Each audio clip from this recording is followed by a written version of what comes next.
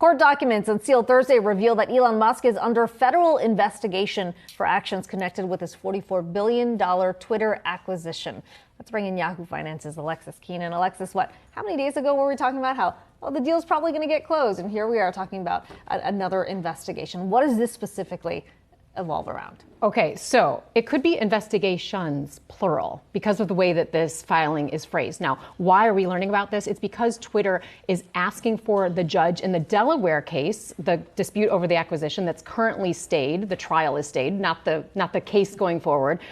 Twitter is asking for the judge's help, saying, we want Musk to turn over the communications that his attorneys had with federal authorities. The way they specifically phrase it is they want those communications concerning Twitter and the Twitter transaction. Twitter wrote to the judge saying that Musk, the way they phrase it, is presently under investigation by federal authorities for his conduct concerning the acquisition. They go on to say that they want those documents specifically because they bear upon key issues in the litigation. Now, there's no further details about what exactly that conduct is.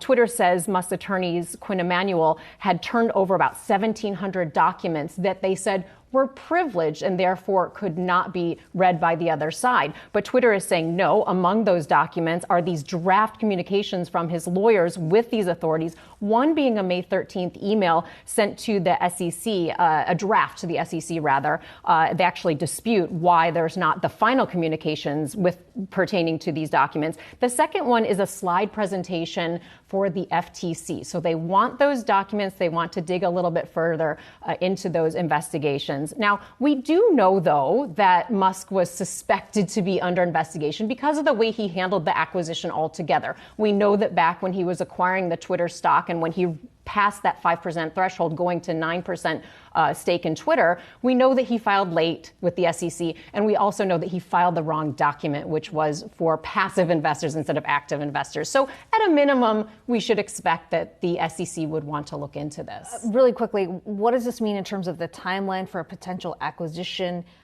getting completed? How is this going to complicate the process?